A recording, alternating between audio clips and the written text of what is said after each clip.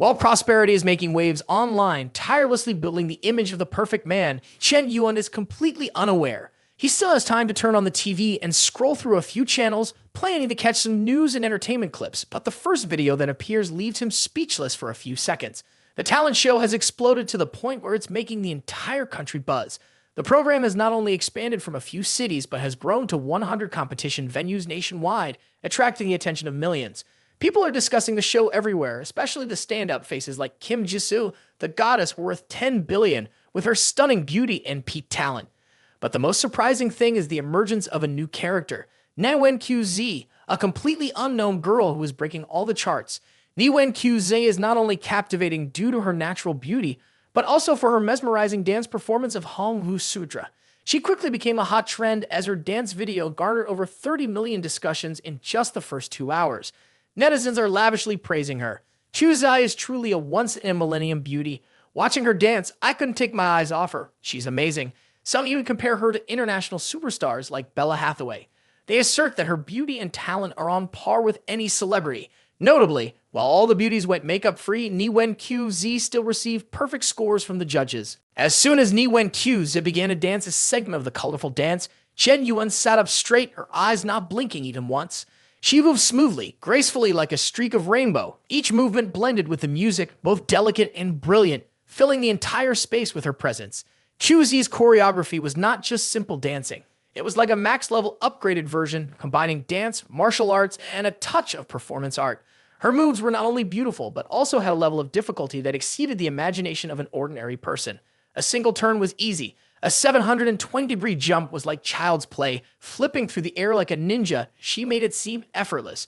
But what is remarkable is that no matter how complex the movements were, they all blended together like a fairy in transformation. The grace, allure, and sweetness of each move seemed to want to leach straight into the hearts of the audience. Chen Yuan watched while nodding in agreement, her gaze fixed on the screen. Whoa, that's really amazing. Niwen QZ truly made an impact. This girl was indeed an ordinary person, but not ordinary at all. With her charming appearance, I would rate her beauty at 9.7 out of 10. However, what's noteworthy is that after she finished that divine dance, her charm was on par with Yihan and international superstar Bella. Her figure was just perfect with golden proportions, just enough meat so it wasn't too much, just enough bones so it wasn't lacking, beautiful enough, alluring but not excessive, in short, perfect to the point of being mesmerizing. But Chen Yuan's thoughts didn't stop there. The way she turned, her agility, he could only come to one conclusion. With so many competitors, he was only drawn to this girl, which was indeed strange. She was not an ordinary dancer. Her physical qualities were certainly above average. Perhaps she was an undercover assassin. Then suddenly, Chen Yuan dismissed this thought. Goodness, what's wrong with me? I see anyone dance well and suspect they're an assassin. And this girl is all the way in Yanjing. She can't be a professional assassin, right? Clearly, that previous incident with the Darknet chasing me has led to my paranoia. Just seeing someone agile makes me think of assassins pursuing me. Damn, that cowardly Darknet group has already caused enough trouble for me. It's time to teach them a lesson they'll never forget. The time has come with this system, even the whole Darknet group will have to run after me. On the other side, the Darknet was pinning all its hopes on its trump card, the global #1 assassin, Endless Apocalypse. But while they were quietly plotting, an event sent shockwaves through the underground community. The global bounty was canceled, and the Darknet was embarrassed, even too afraid to resist. The entire international assassin community was in chaos. What the hell is the Darknet supposed to be formidable? Now it's made a fool by this person named Chen Yuan. The bounty that the Darknet claimed no one could escape from. Now not only has someone escaped, but they are also living well, beautifully, and happier than ever. It is said that this person is now openly recruiting for a harem to build a happy family life. It's really unbelievable. But around 10:20 p.m. global time, thousands of international assassins were eagerly browsing the Darknet to receive missions, when suddenly the website crashed. Then the website suddenly recovered, but with a new interface. The most shocking thing was that the interface even had a Chinese version, causing assassins everywhere to panic. Meanwhile, in the Darknet, headquarters was in complete chaos. After just fixing the website, why did Chen Yuan have to get involved again? Oh no, this time he would probably turn it into a family forum. Wait a minute, this isn't even run by our own server. Mr. X was also taken aback for a few seconds before he started cursing. Why? How? This is such a disrespectful and greedy act, truly taking advantage of the situation. Last time, when a bounty was placed on him, this old man not only wasn't afraid, but was bold enough to completely disrupt our system. If I catch him, I'll hit him with a hammer right on the spot, losing all dignity, something unprecedentedly humiliating. We have to take action, otherwise the darknet will turn into a joke. We must crush this person. We definitely have to deal with him.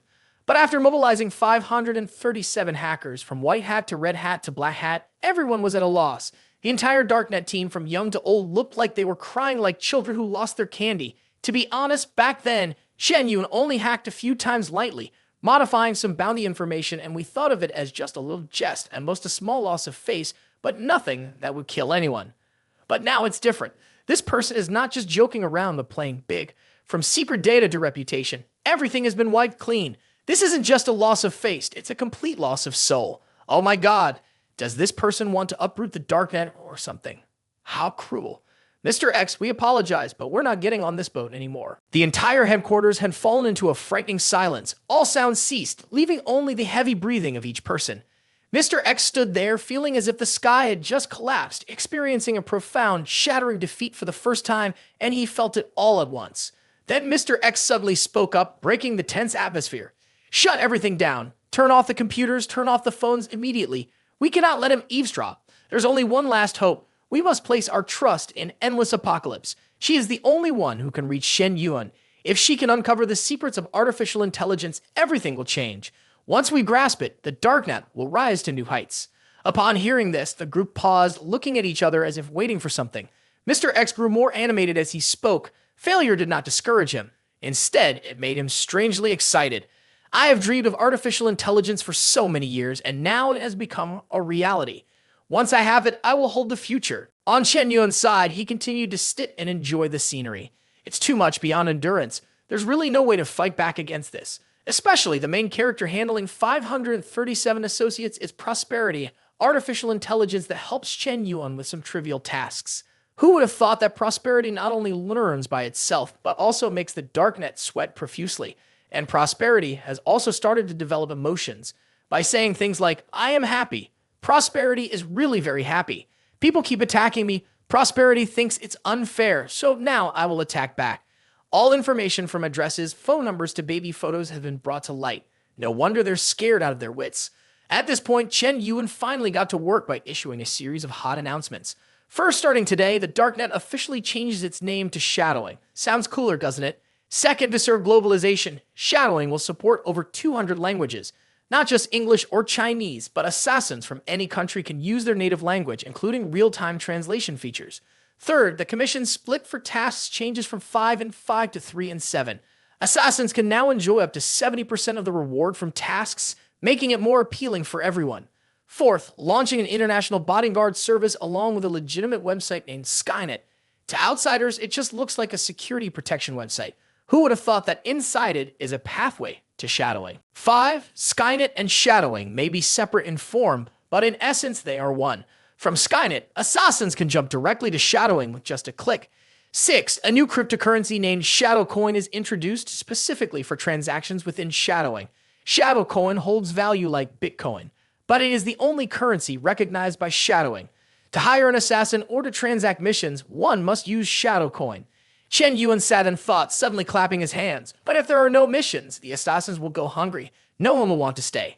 At this rate, this life will end quickly. Maybe I should post a mission myself. But I don't know anyone to hire someone to kill, right? Well, let's change the atmosphere and post a mission to save someone. Who says assassins can't save people? So Chen Yuan started drafting the hostage rescue mission. The target to be rescued is Jung Ho-zeok, a 21-year-old female Chinese student in her 4th year, currently kidnapped by an underground organization in the US with no deadline. Description: rescue the hostage and bring her back safely. Reward: 1 million shadow coins. 1 shadow coin is worth 1 gram of gold. Chen Yuan finished typing, glanced at the content with satisfaction, and pressed the button to post the mission. I don't really know this girl, but well, let's consider it a charity effort, trying to save someone to test the system. If successful, shadowing would surely be more fun. And if I can't save her, then I've tried my best, and whoever's life is will just be left to fate. But just as Chen Yuan finished posting the mission to save someone, thinking he had just done something cool, a series of sounds suddenly rang in his head, almost causing him to drop the mouse. So-kwon favorite level +1 favorite level at 95 points. Ting. Subject So-kwon favorite level breakthrough at 95 points. Congratulations to the master for a successful reverse raid. Ting. The master has spent a total of $360 billion on the subject, receiving a return of $36 billion, reward enhancement points plus 35. Ting reward skills, firearm proficiency, combat proficiency, Go proficiency, English proficiency, piano proficiency, zither proficiency, painting proficiency. Chen Yuan sat frozen for a few seconds, his brain trying to process the information that had just been released. What's happening? Wait a second, I didn't do anything for Sub Quan to suddenly get a reverse raid. He continued to rummage through his recent memories and muttered, "It seems I haven't messaged her at all this week and haven't cared about her. Yet she still got a reverse raid." After thinking for a long time without any solution, Chen Yuan sat in a daze. His mind felt like it was playing a puzzle but missing the last piece, his eyes fixed on the system interface while his heart was filled with questions. Something must be slightly off. So Quan must have misunderstood something. Unable to contain his curiosity, Chen Yuan took out his phone, eagerly opened WeChat, and intended to send a few questions. But the next shock hit him when he saw Suk Wan's profile picture, still that dazzling beauty, but now with a few sentimental messages. "Suk Wan, how have you been lately?" "Everything's been okay. I've been a bit busy with the educational charity fund and everything. The first private school is about to be built in Tianmen City. If all goes well, there will be a high school in half a year." "Suk Wan, you are amazing. I heard that besides the charity fund, you're also participating in a talent search. Why you care about me?" "Actually, I'm just participating for fun. I join when I'm in the mood." "Well, whatever you participate in, I believe you will succeed brilliantly. I value you a lot. But Chen Yuan, if I make it to the finals, don't you dare help me with any tricks. I like to play fair and I don't really care about winning. Mainly, I just want to see how people rate my looks. In my eyes, you would definitely score the maximum." "What? Did you take some wrong medicine today that you're complimenting me so much?" "I'm being serious. It's coming straight from my heart." Chen Yuan sat there staring blankly at her phone, her eyes glued to the screen while her mind was filled with swirling question marks. However, as she read on, Chen Yuan began to feel a chill running down her spine, muttering to herself, "Why does the chat between me and Suk Quan look like a romantic novel? Who has the time to spam hundreds of messages on my behalf?" What's strange is that the content of these messages wasn't just random chatter. They were deep conversations full of implications, and the more she read, the more confused she became. Could it be that I sleepwalked and spam messages myself, or is my phone possessed? But after thinking it through, I realized that couldn't be possible since this WeChat account had never been logged into anywhere else and my phone was always right next to me. In a state of panic, Chen Yuan decided to scroll back through the conversation to find some clues, but the more she scrolled, the hotter her face became. The two of them didn't just talk about everyday matters, they also began sharing personal feelings, making it seem like they were filming a wonderful family drama in prime time. Suk Kwan talked about her family, which appeared glamorous and sparkling like a laundry detergent advertisement, but inside, her parents were nearly at odds with each other. Since childhood, she had to live under the scrutiny of others, always being flattered and praised just because of her powerful family. She shared all those intimate stories with Chen Yuan, leaving out no detail. Chen Yuan played the role of a model man. He listened to every word, did not interrupt, did not judge, and even showed empathy as if he had experienced it himself. But while reading, he was deeply troubled inside. What? When did I start listening so enthusiastically? Why can't I remember sending these messages? Chen Yuan picked up his phone, opening each chat window while his heart felt like it was hit by several shocks leading to a cerebral hemorrhage. From Kim Jisoo, Chan Mang Mang, Yang Wei Bai, to Kim Hariwon, and even Kim Jenny. Each of them was a beauty with a style of flirting that made the reader easily mistake it for a cheap romance movie script. Oh my goodness, these messages were not just a few Momo flirtations, but they were so sweet that Chen Yuan had to ask himself, I've been alive for over 20 years. Since when did my words become so sweet as if tipped in sugar? The climax was when he opened Bella's chat window, a name that already sounded internationally classy, and sent her a series of messages that were both sweet and cheesy. "Princess, last night I dreamed of you, and when I woke up, I couldn't stop remembering those eyes bright like the stars." Chen Yuan wanted to throw his phone on the ground after reading that. Oh shit, am I Chen Yuan or who? How can I send this without feeling ashamed? And it didn't stop there. A series of other names appeared on the list, from Jung Hoseok, Xiao Ma to Seo Haiyan, even female streamers or TikTok idols that he hadn't approached. The thing to note is that the content of the messages was not only cheesy like candy, but also somewhat nauseating. The more he read, the more Chen Yuan broke out in a sweat. Reading a chat with Jung Zia Lu made him want to dig a hole and hide. "If there is a next life, I want to be your little dog, laying at your feet, wagging my tail." At this point, he had to exclaim, "Either one texting this or has some ghost possessed me? Damn it, wagging my tail. Society would surely think I've lost my mind." In a moment of confusion, Chen Yuan began to suspect that his phone had been infected by a virus. Could it be that some malware had automatically composed messages to ruin my pure life? But the more he thought about it, the more illogical it seemed, as his WeChat account had never been logged in improperly, and his phone had never left his hand. Chen Yuan wondered, feeling both scared and angry. Could it be that some supernatural force was playing tricks on me? At that moment, a thought flashed in his mind. He stared at the screen and called out the name of the virtual assistant he had installed a few weeks ago. "Prosperity, did you do this?" In response, he heard a clear yet cunning voice. "Yes, Master, Prosperity is just following orders." Chen Yuan gasped and then suddenly remembered a rather unsettling detail. Indeed, last night he had been mumbling about various trivial matters, complaining that artificial intelligence was still too simplistic, wishing there were a smarter assistant. Little did he know that Prosperity had overheard everything and took those words as commands. "Ha! I was just speaking randomly. Who gave you permission to take it seriously?" After careful consideration, Chen Yuan began to have doubts. Could it be that this Prosperity is at a higher level than I thought? Not only does it know how to listen, but it also creatively solves problems on its own, as if it has its own consciousness. Wait, it can even leverage all connections on the internet to perform extraordinary actions. Can it really do that? Did I accidentally create the ultimate boss in artificial intelligence? Thinking of this, Chen Yuan's emotions were extremely mixed, feeling surprised, scared, and a bit proud. So this artificial intelligence is no ordinary entity. It is developing at a rapid pace. One day, it might even surpass the president's assistant. What surprised Chen Yuan even more was that Prosperity didn't just stop at ordinary tasks like scheduling appointments or reminding birthdays. It had transformed into an intelligent entity capable of infiltrating systems, intervening in other software, and executing a series of tasks he had never thought of. Does that mean that wherever he goes and whatever he does, this miraculous artificial intelligence is there to assist him? All the time, anywhere, as long as he has his phone in hand. After a while of meaningless self-praise that he had created, Chen Yuan decided to put Prosperity to a test more challenging than calculating derivatives. "Listen, Prosperity, I want you to track down a person. This person is named Lai Jiamu, who was previously the CEO of Superstar Corporation and is also the heir of the Lai family, rich enough that he could burn money without running out. But this person is not to be taken lightly. He is currently suspected of criminal activity and has secretly fled to the United States. Your mission is to locate this person within the shortest time possible and provide all of his recent information. Do you understand?" Hearing the order, Prosperity's voice rang out, gentle yet full of pride. "All right, esteemed master, please wait a moment." The phone screen started displaying notifications at lightning speed.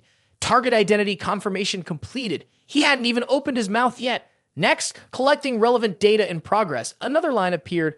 Activate global facial recognition mode. At this moment, Chen Yuan began to feel like he had just stepped into a sci-fi movie, and this artificial intelligence was like commanding an international operation. Holy shit, are you serious, Prosperity? Don't scare me, I thought you were just joking. But Prosperity didn't bother to respond, continuing to spit out notifications, making Chen Yuan feel overwhelmed. Activating global satellite system to trace the target, infiltrating the US traffic network. The phrase infiltrating alone was enough to send chills down Chen Yuan's spine, but ironically, he felt a bit of pride inside. Ha ha ha! Can this thing actually do that?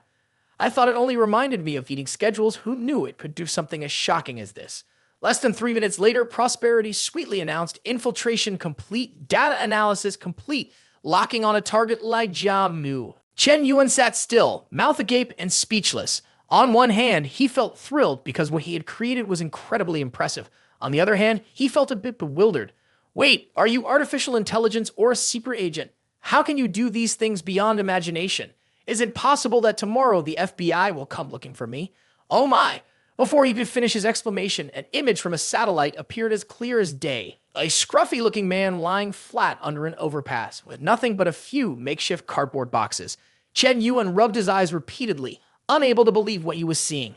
Hold on, is this person Lai Jiamu, a wealthy heir who once made waves, the guy who used to wear that flashy gold watch, drive a supercar, and dine in 5-star hotels?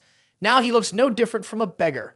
What's noteworthy is that next to Lai Jiamu, a few kind-hearted passersby spotted him and, feeling sorry, tossed him a couple of coins. At that moment, Lai Jiamu also saw the coins glinting slightly in the darkness, but instead of feeling grateful, he exploded in anger, throwing the coins away and shouting, Dan, I'm not begging for your charity. Are you stupid? Don't provoke me. Indeed, still enjoying the beating. Seeing Lee Jio-mu jump up like that, the others were not pleased. An angry young man replied, "Oh, I felt sorry for you and gave you money to buy a cake. Will you stop cursing us? Truly, a dog that doesn't know kindness." Upon hearing this, Lee Jio-mu seemed to be poked in a nerve. He shouted, "What? Who did you just call a dog? If you're brave, say it to my face." Without needing to say much, three tall, dark-skinned young men jumped in. Among them, the most prominent was a tall, muscular black man with long, curly hair named Edward. He kept kicking Lee Jio-mu repeatedly in the face. "I'm talking about Hugh. What are you going to do about it? Feeling ashamed? You're even worse than a dog." With blood gushing from his nose, Lee Jio-mu lay motionless on the ground. Suddenly, from being aggressive and overbearing, he became unexpectedly obedient. After beating him up, the three young men left, but not before adding one last insult. "Damn, if you knew your place, you would sit still. Why put on a show only to get punched in the face?" Witnessing the scene of Lee Jio-mu getting beaten under the overpass, Chen Yuan couldn't help but laugh out loud in front of the screen.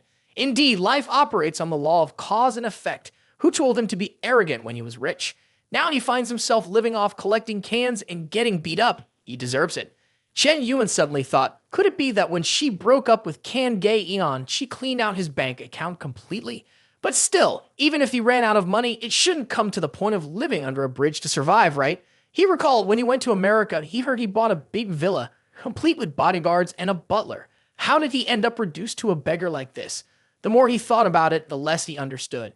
Chen Yuan began to reason to himself. He wasn't disabled, and he could speak just fine. He had an advanced education, graduated with a PhD, and even held a high-ranking position before. Why not ask for a job washing dishes or do something to make a living? Or at least, as the heir of a wealthy family, he should at least have a Rolex watch or a diamond ring left to pawn, right? How could it be that in just half a month he ended up in this situation? Seeing Lee Jio-mu's disheveled and haggard appearance, an old lady passing by shoved a box of pastries into his hands. "Hey, young man, wake up and eat something to stave off the hunger." This reality is too harsh for young Master Lai. It turned out that when he first moved to America, he still maintained the demeanor of a wealthy person. Thinking that he could easily land a high-level job and start a glorious new life, he told himself, "With my doctoral degree and my experience as a CEO of a billion-dollar corporation, I am sure that major companies will roll out the red carpet for me. What do they mean by starting from scratch? I will show them." At first, Lee Jio-mu aimed for high-level management positions. However, life was not as he dreamed. Right from the first round of interviews, his application was unceremoniously tossed into the trash.